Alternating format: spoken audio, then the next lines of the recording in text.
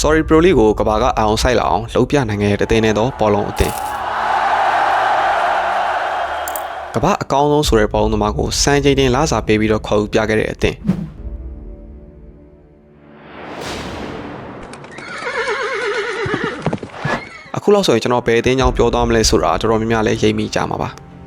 ဟုတ်ပါတယ်ကျွန်တော်ဒီနေ့ပြောပြပေးသွားမယ့်အသင်းကတော့ Sorry Pro League ရဲ့ထိပ်သီးဘောလုံးကလပ်အသင်းဖြစ်တဲ့ Enasa အသင်းရဲ့အကြောင်းပဲဖြစ်ပါတယ်Enasa အသင်းကိုတော့1955ခုနှစ်မှာ El Jabbar Brother ညီကိုနှစ်ဦးဖြစ်ကြတဲ့ Zaid နဲ့ Hussein တို့နှစ်ဦးက Sorry နိုင်ငံ Riyadh မြို့မှာစတင်တည်ထောင်ခဲ့တာပါ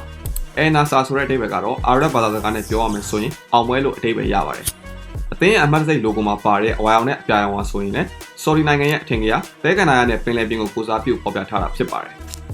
Enasa အသင်းဟာ1980ပြည့်လုံနှစ်တွေနဲ့1990ပြည့်လုံနှစ်တွေမှာအောင်မြင်မှုတွေရရှိခဲ့တဲ့ Sorry ဘောလုံးအသင်းတစ်သင်းပဲဖြစ်ပါတယ်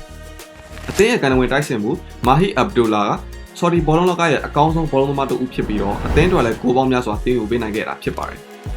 1998ခုနှစ်မှာတော့ Enasa ဟာအာရှရဲ့ရှုံးထွက်ဖလားဖြစ်တဲ့ Asian Cup Winner Cup နဲ့အာရှ Super ဖလား Asian Super Cup တို့ကိုစုခုပြနိုင်ခဲ့ပါတယ်အဲ့ဒီအောင်မြင်မှုတွေကြောင့်ပဲ2000ပြည့်နှစ်မှာကျင်းပခဲ့တဲ့ပထမဆုံးသော FIFA Club World Cup ပြိုင်ပွဲကိုအာရှကိုစားပြုအနေနဲ့ပထမဆုံးဝင်ရောက်ရှင်ပြိုင်ခွင့်ရရှိခဲ့ပါတယ်Enasa Sorry Pro League မှာချန်ပီယံ6ကြိမ်ထိပိုဆွဲထားခဲ့ပြီးတော့ပြည်တွင်းကစုဖလားတွေကိုလည်းအများပြားရရှိထားခဲ့တဲ့အသင်းအသင်းပါဒါကြောင့်ပဲ Enasa Sorry နိုင်ငံရဲ့အောင်မြင်ဆုံးထိပ်ဆုံးဘောလုံးကလပ်အသင်း3သင်းထဲမှာတစ်သင်းအနေနဲ့ပါဝင်နေတာဖြစ်ပါတယ်Enasa အသင်းရဲ့အိမ်ကွင်းကတော့ Airway Park ဖြစ်ပြီးပြည်သက်2500ထိဝင်ဆက်တဲ့ဘောလုံးကွင်းတစ်ကွင်းပဲဖြစ်ပါတယ်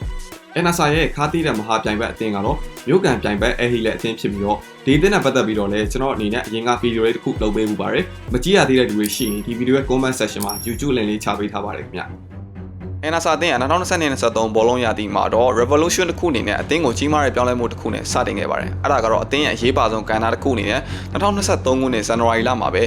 ကမ္ဘာအကောင်းဆုံးဘောလုံးသမားဘလွန်ဒီယောရွှေဘောလုံး၅ဆုရှင်ကမ္ဘာကျော်ဘောလုံး icon billionaire greatest of all time ဘောလုံးသမားတအုပ်ဖြစ်တဲ့ Cristiano Ronaldo ကိုအသင်းစီခေါ်ယူပြနိုင်ခဲ့ပါတယ်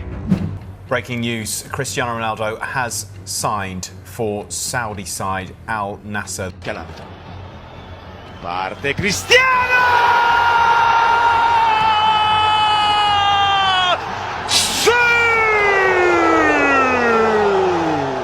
ဒါဟာ Enasa အသင်းရဲ့သမိုင်းမှာလည်းမကဘဲနဲ့အာရှဘောလုံးလောကအတွက်ရော Saudi ဘောလုံးလောကအတွက်ပါကြီးမားတဲ့အလဲပြောင်းတစ်ခုစတင်ဖြစ်ပေါ်လာခဲ့ပါတယ်။ Enasa အသင်းဟာ Cristiano Ronaldo ကိုကမ္ဘာအားကစားနယ်ပယ်အသီးသီးရဲ့လစာအများဆုံးကစားသမားတစ်ဦးဖြစ်အောင်တစ်နှစ်လောက်ခယူရိုတန်း200ကျော်ထိတိုးမြင့်ပေးချေခဲ့ရတာဖြစ်ပြီးတော့ Ronaldo အတွက်လည်းဒါဟာဘောလုံးလောကမှာပထမဆုံးဘီလီယံနာဘောလုံးသမားတစ်ဦးဖြစ်စံချိန်မှတ်တမ်းဝင်စေခဲ့တာဖြစ်ပါတယ်။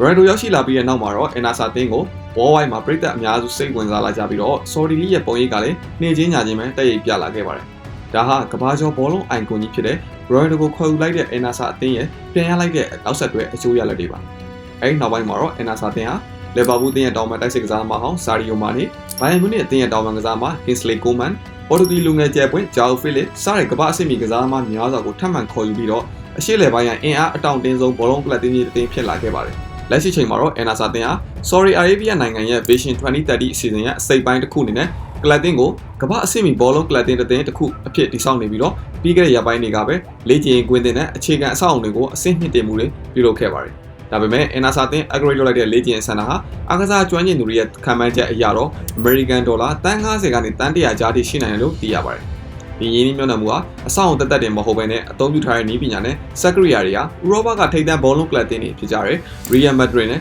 Manchester City တို့ရဲ့အဆင့်တန်း level မျိုးဖြစ်အောင်အသင်းပိုင်ရှင်လည်းဖြစ်တဲ့ Sorry နိုင်ငံရဲ့အချုပ်အခြာအာဏာပိုင်ဖွဲ့စည်းလက်ဖြစ်တဲ့ PIF ကပံ့ပိုးပေးထားတာပဲဖြစ်ပါတယ်။ Sorry ပိုင်ရှင် Public Investment Fund ဆိုတဲ့အဖွဲ့အစည်းဟာအစိုးရရန်ပုံငွေတွေကိုရင်းနှီးမြှုပ်နှံဖို့ဆိုတဲ့ရည်ရွယ်ချက်နဲ့1981ခုနှစ်မှာပဲစတင်တည်ထောင်ခဲ့တဲ့အဖွဲ့အစည်းပါ။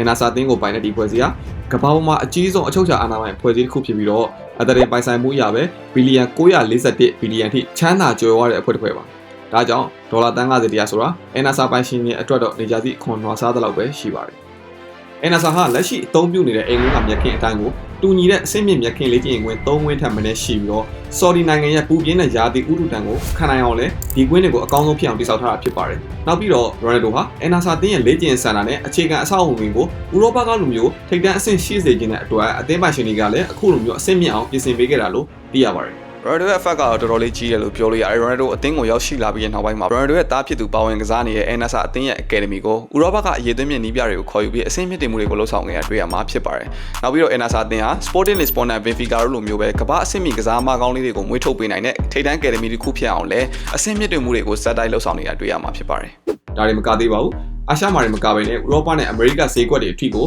Al Nassr အသင်းရဲ့ brand ကိုပို့ပြီးတော့ကျေပြန့်စေဖို့အတွက်လဲကမ္ဘာလှည့်ပြီးခြေစမ်းပွဲတွေကစားတော့ဖို့ရှိရလို့သိရပါတယ်။ Al Nassr ဟာ Ronaldo မရှိတော့ပေမဲ့အနာဂတ်ကာလတွေအတွက်ပါကြိုတင်ပြင်ဆင်တဲ့အနေနဲ့ဥရောပရဲဝံမှာခြေစမ်းပြနေတဲ့အသက်ငယ်ပြီးတော့ခြေစမ်းပိုင်းကထိပ်တန်းအဆင့်ရှိတဲ့ကစားမလေးတွေကိုဒေါ်လာတန်းပေါင်းများစွာသုံးစွဲပြီးဆက်လက်ခေါ်ယူဖို့အတွက်လည်းစီမံကိန်းတွေကရှိလို့နေပါတယ်။အသင်းပိုင်ရှင် PIF ဘက်ကတော့ Al Nassr ကိုလာမယ့်နှစ်အနည်းငယ်အတွင်းမှာပဲကမ္ဘာထိပ်သီးကလပ်အသင်း10သင်းစရင်ဝင်ရောက်နိုင်ပြီးညှော်မှန်းထားသလိုအသင်းကိုလည်းငွေကြေးအင်အားတွေမကဘဲနဲ့အခြေခံအဆောက်အအုံနဲ့အောင်မြင်မှုပိုင်းမှာပါကမ္ဘာအဆင့်မီကလပ်တင်းတစ်သင်းဖြစ်လာဖို့အတွက်လည်းရည်ရွယ်ပြီးတော့တည်ဆောက်နေတာဖြစ်ပါတယ်။နောက်ပြီးတော့ Al Nassr အသင်းဟာသူတို့ဒီလိုလေ့ကျင့်ရေးကွင်းတင်တဲ့အခြေခံအဆောက်အအုံတွေကိုအဆင့်မြင့်တင်တာတွေကကမ္ဘာအဆင့်ထိပ်တန်းကစားသမားတွေကိုသူတို့ဒီသင်းမှာလာကစားရတာကတန်ဖိုးရှိတယ်ဆိုတဲ့ခံစားချက်မျိုးဥပမာပြ luxury ဆန်တဲ့ခံစားချက်မျိုးပေးစွမ်းဖို့အတွက်ကိုအဓိကပြုလုပ်ထားရလည်းဖြစ်ပါတယ်။နောက်ပြီးတော့သူတို့တွေက Al Nassr အတွက်ဒီလိုတွေလုပ်ပေးနေတာတွေက Sorry Pro League ကိုလည်းကမ္ဘာထိပ်သီးလိစင်းမှာ Top 5 ထိဝင်အောင်လှုပ်ဆောင်နေတဲ့လုပ်ငန်းစဉ်ရဲ့အရေးကြီးတဲ့အစိပ်ပိုင်းတစ်ခုလို့လည်းသိရပါတယ်။ဒါကတော့ကျွန်တော် Al Nassr အသင်းနဲ့ပတ်သက်တဲ့အကြောင်းအရာတွေကိုလေ့လာမိထားသလောက်တင်ဆက်ပေးခဲ့တာဖြစ်ပါတယ်။နောက်ဗီဒီယိုတွေမှာဘယ်အသင်းတွေအကြောင်းသိချင်လဲဆိုတာ comment မှာမှတ်ခဲ့လို့ရပါတယ်။ဆုံးဖြတ်ကြည့်ပေးတာအားလုံးကိုကျေးဇူးတင်ပါတယ်ခင်ဗျာ။